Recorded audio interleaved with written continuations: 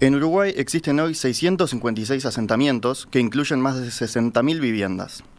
Así lo indica el Relevamiento Nacional de Asentamientos Informales, estudio realizado por la organización Techo.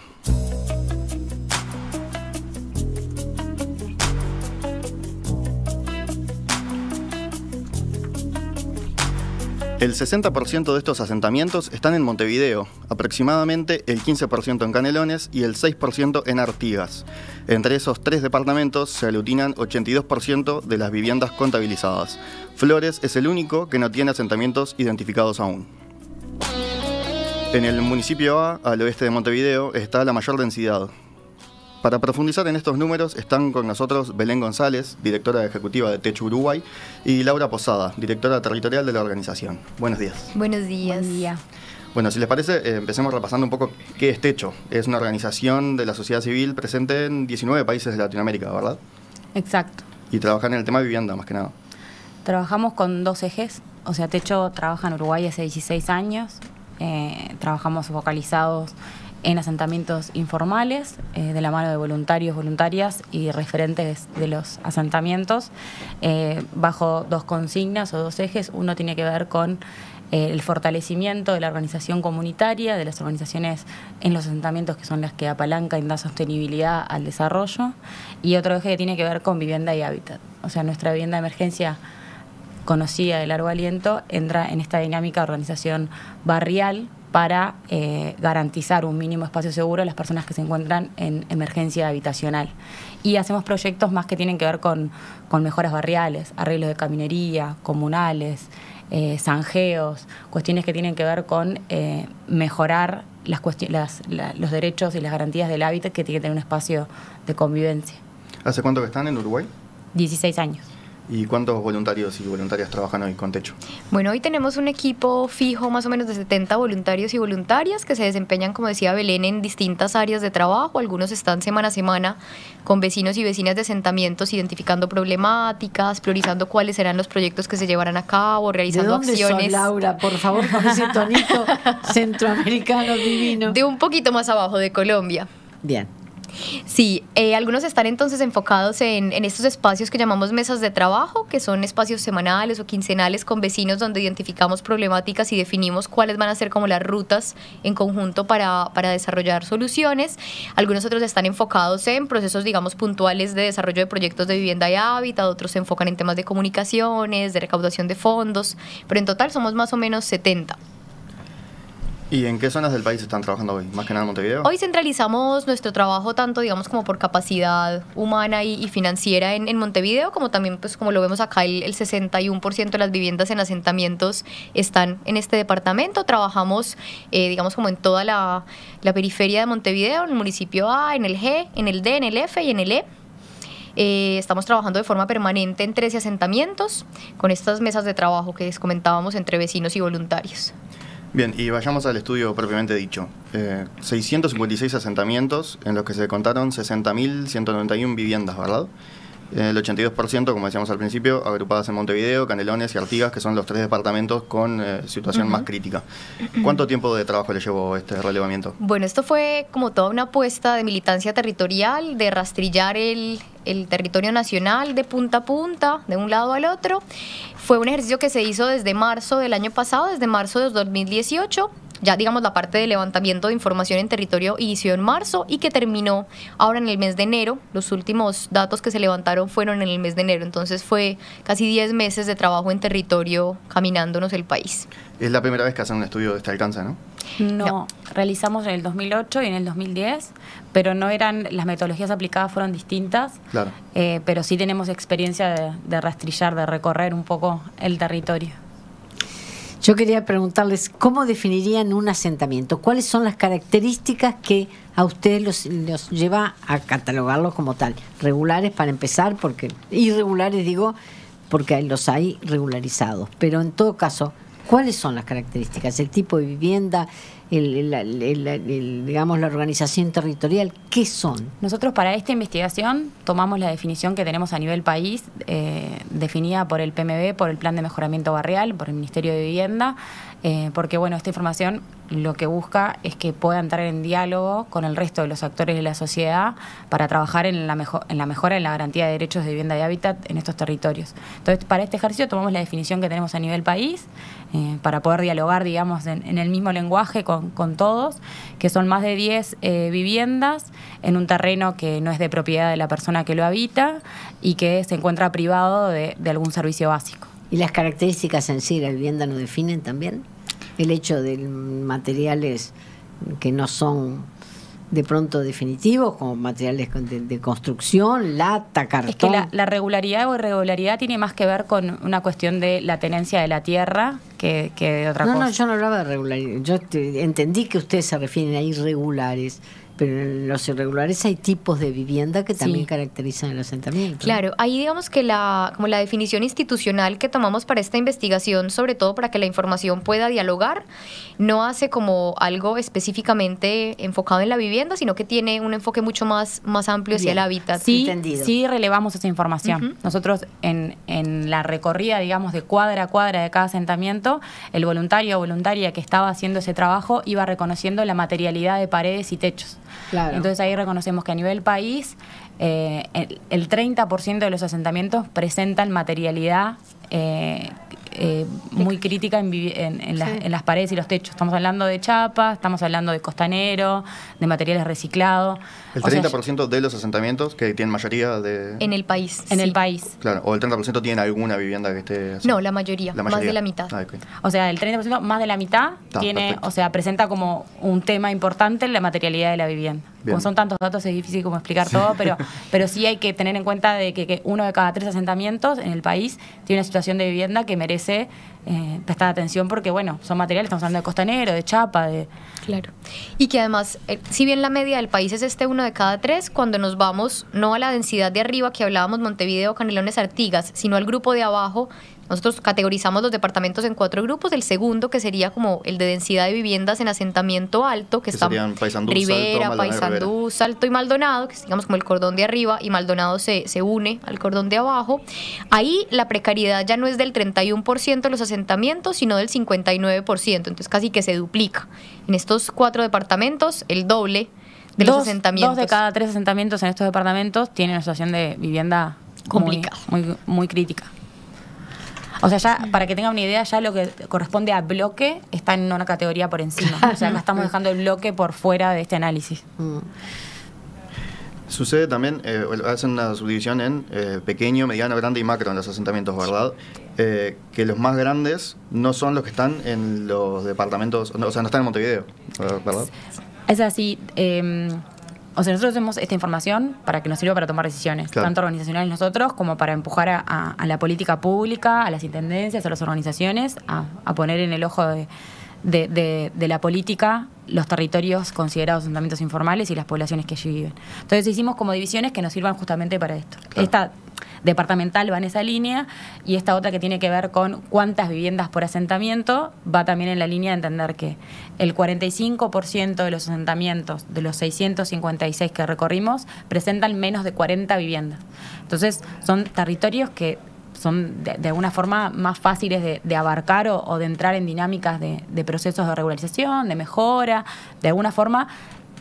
Y si cruzamos esa información con que 1 de cada 3 está organizado, o sea, hay grandes oportunidades de trabajo en conjunto con los pobladores, los hacedores de política, las organizaciones de la sociedad civil, etcétera.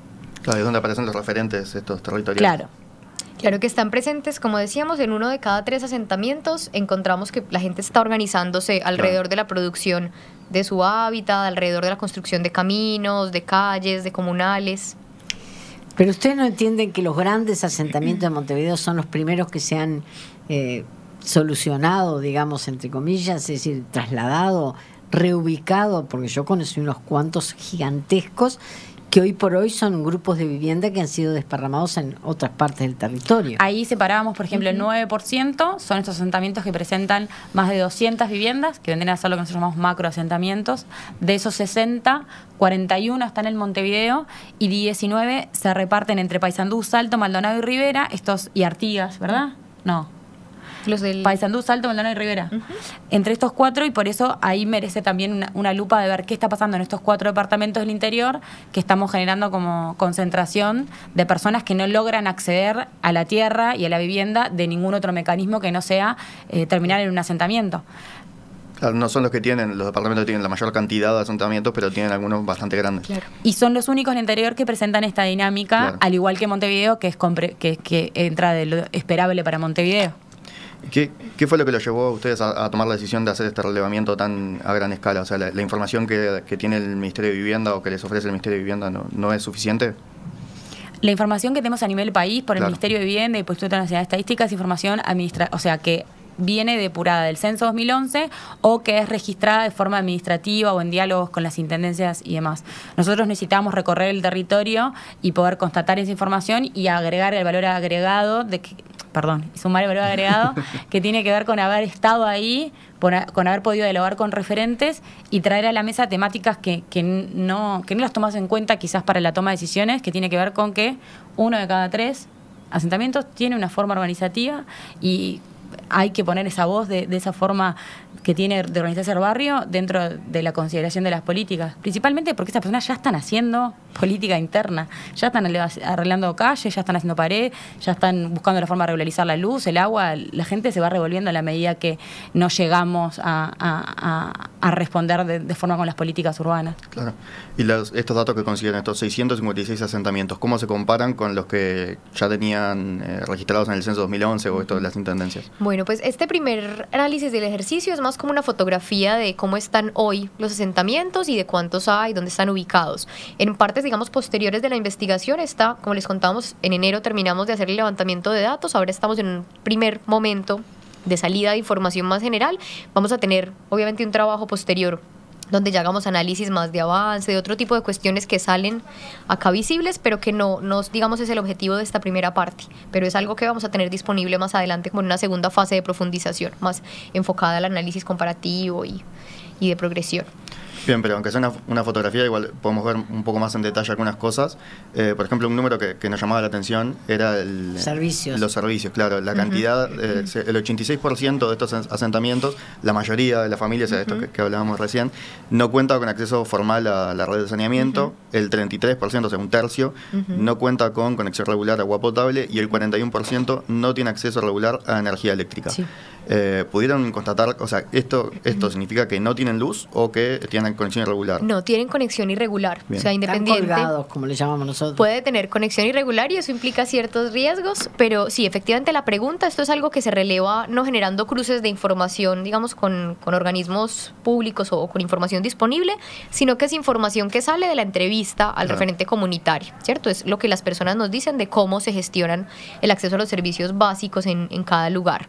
Ahí encontramos entonces que ese 33% puede tener acceso al agua, pero no lo hace de forma regular. Es decir, no hay una conexión regular garantizada y segura desde donde se puede proveer el agua. O también pasa lo mismo con la energía, 41%. Puede que tengan energía, pero esta conexión no es una conexión regular y por lo tanto implica ciertos riesgos, ¿cierto? Al yo tener, si mirábamos ahorita la materialidad, si hay un 31% que tiene materialidad precaria o digamos liviana, y a eso le sumas que hay un 41% que tiene conexión irregular, te puede generar riesgos de incendio, por ejemplo. Y hay otra de las preguntas que hacíamos era a qué riesgos habían estado como expuestos los asentamientos en el último año, y encontrábamos que en el 22% de los casos, en el 22% de las entrevistas, los referentes nos dijeron hace un año o en el lapso de un año hubo un incendio aquí. Entonces nos da como también luces para poder ver cómo esta mezcla fatal de materialidad precaria y conexión irregular puede generar un riesgo para la vida y para la integridad de las personas. Y a eso se suman las inundaciones, ¿no? Que es el 41% manifiesta haber sufrido inundaciones. Exactamente. Y que ahí probablemente sí, esta es la primera fase de la investigación, la segunda fase va a requerir lupa, principalmente en los departamentos que venimos mencionando, Montevideo, Canelones, Artigas, Paysandú, Salto, Maldonado y Rivera.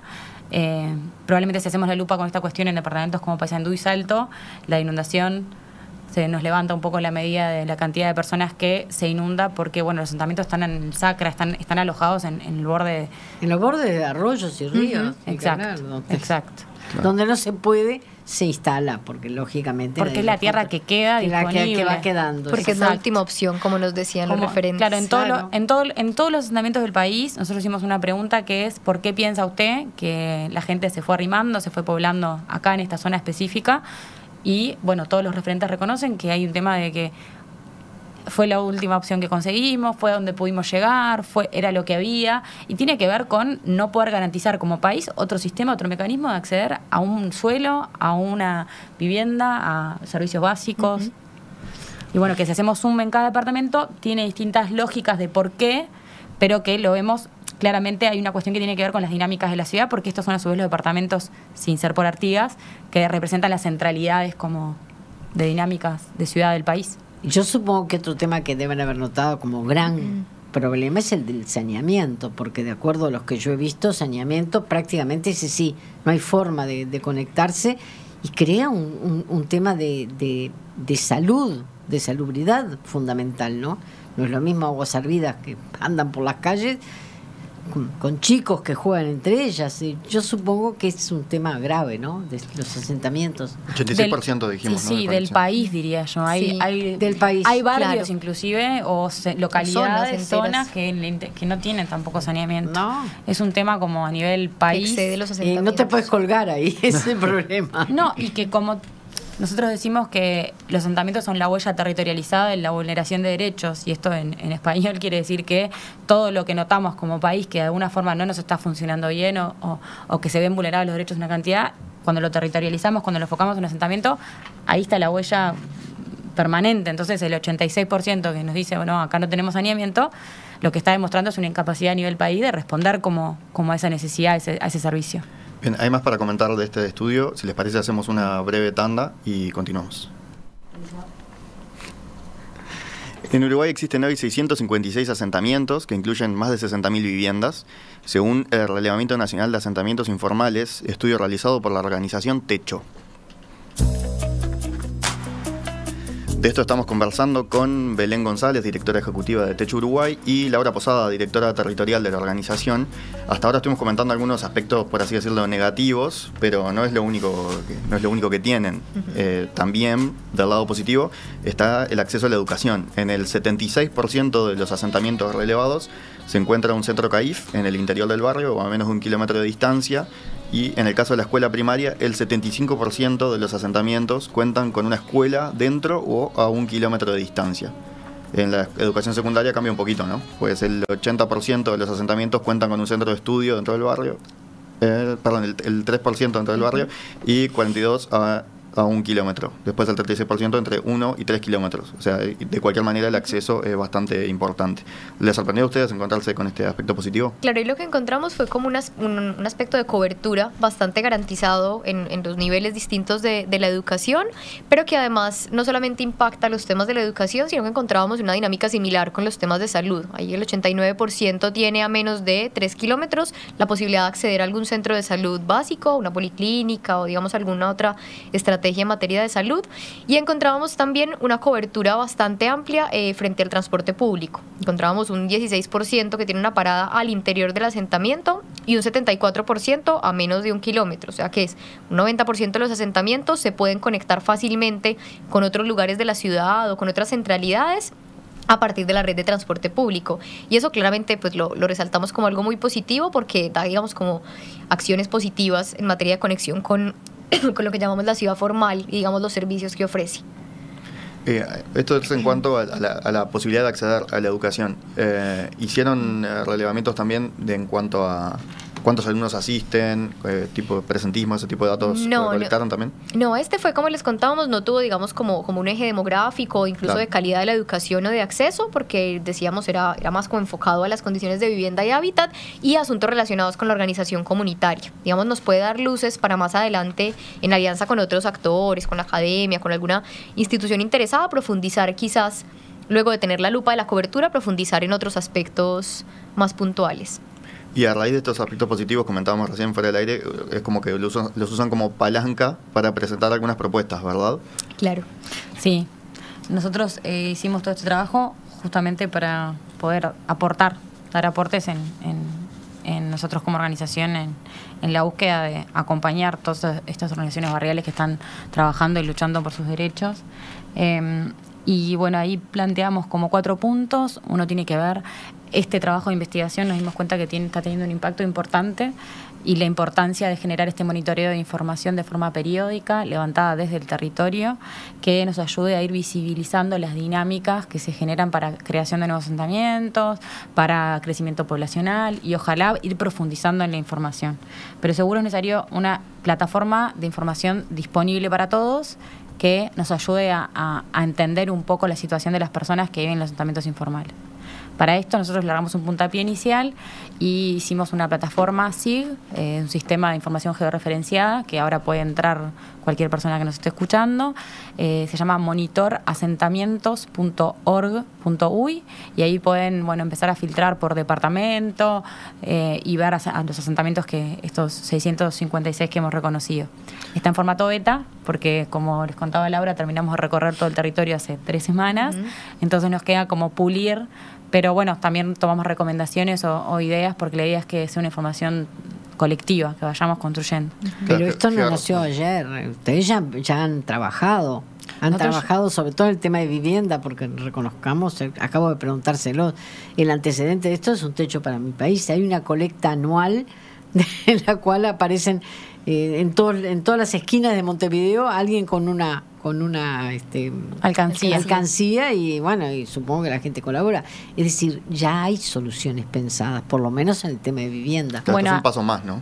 Ahí, cuando planteabas el tema de vivienda, nosotros, este fue la propuesta 1, un monitor de información, continuar monitoreando la situación. Pero de aquí en más van a usar los datos para entrar a solucionar problemas. La propuesta 2 tiene que ver con, en esto que decíamos hoy, el 30% de los asentamientos presenta materialidad crítica en vivienda, paredes y techos. Bueno, como país tenemos que priorizar generar una política de vivienda de emergencia, o sea, un núcleo mínimo básico garantizado para todas estas familias que están viviendo en condiciones de riesgo, realmente. Claro, ahí ponen implementar un conjunto de medidas que mitiguen de forma urgente la exposición a riesgo para los asentamientos con vulnerabilidad urbana y habitacional. ¿Qué medidas tienen pensadas así como principales? Ahí, digamos, la propuesta va enfocada a que se logre garantizar un módulo habitacional mínimo, que entendamos que cuando hay situaciones de riesgo donde la persona, digamos, en su vida y en su integridad está expuesta a riesgos críticos, pueda haber una solución de emergencia rápida y, digamos, como aplicable a la brevedad, que garantice ese mínimo seguro, ¿cierto? No es una solución a largo plazo, es una solución para el momento de riesgo, pero consideramos que es importante que se enmarque en una política integral, porque tiene que haber una ruta de cómo acceder a este módulo y tiene que haber una respuesta, digamos, como escalable, que pueda dar respuesta a este 31% que encontrábamos que está en riesgo en materia de las condiciones de las paredes y de los techos. Bien, la tercera propuesta comprende la implementación de estrategias piloto de inversión pública territorializada que potencien la autogestión comunitaria visibilizada a partir de esta investigación. Acá aparece lo que hablamos de la organización comunitaria, ¿verdad? Ahí decíamos, lo que nos sorprendió muy positivamente de esta investigación es que justamente 1 de cada 3, la tercera parte de los asentamientos en Uruguay, se encuentra organizada. Y lo que más nos llamó la atención es que se encuentra organizada en torno a los temas de infraestructura. Es decir, la gente en 1 de cada 3 asentamientos está construyendo sus casas, sus veredas, sus calles, sus salones comunales, sus plazas. Y eso lo consideramos como un capital muy importante. Es un recurso que las familias están invirtiendo, que la organización comunitaria está invirtiendo, no solo en el dinero que hay en los materiales, sino en lo que implica organizar a las personas. Y eso creemos que es algo, y que tiene que ser un puntapié inicial, tiene que ser como el punto de partida para que, si logramos darle como una inyección de recurso a nivel territorial en los distintos departamentos, y obviamente mirando todo como un todo nacional, y cómo hacemos para descentralizar un poco estos asuntos relacionados con la inversión pública en territorio, estaríamos dándole una inyección y potenciando eso que ya está pasando. Ya las personas, lo que encontramos nosotros semana a semana trabajando en los asentamientos, es que la gente ya identificó sus problemas, ya identificó sus soluciones en muchos puntos, y ahora se organizó. Hay ayuda mutua que están organizadas a partir de estas personas que trabajan con el grupo, ¿no? Que pertenecen a él. Claro, y que la gente descubrió cuál era su solución y empezó a trabajarla. Entonces, en la medida en la que nos paremos desde ahí y entendamos que invirtiendo un poco más y dándole como una inyección de recurso, esto va a potenciar la autogestión y va a potenciar, digamos, el alcance de soluciones. Esto sumándole además lo que decía Belén más tarde, y es que el 45% de los asentamientos en Uruguay tienen menos de 40 viviendas. Entonces, si empezamos a tomar que son casos relativamente pequeños, también podemos generar estrategias como mucho más territorializadas ahí. O sea, plantear la problemática sin plantear luces de cómo avanzar no tendría sentido. O sea, acá lo que estamos planteando es, acá hay luces. Los vecinos organizados es una luz en la propia solución de la problemática. El que los asentamientos tengan cierto tamaño que de alguna forma permite fácilmente la organización es una luz. Entonces, o sea, no hay una solución mágica, dijera Laura, no hay una cuestión de decir una fórmula mágica, pero sí hay, esta investigación nos deja de resultado líneas importantes de por dónde avanzar como país, que creo que correspondería a escucharlas y prestar atención para hacerlo suficientemente responsables y valientes y tomar estas líneas y acompañar estas organizaciones barriales, acompañar estos asentamientos pequeños, principalmente en los departamentos del interior, donde yo soy de Maldonado, entonces reconozco la facilidad que a veces tiene coordinarse en el interior, bastante más fácil que quizás en Montevideo, donde habemos muchos actores.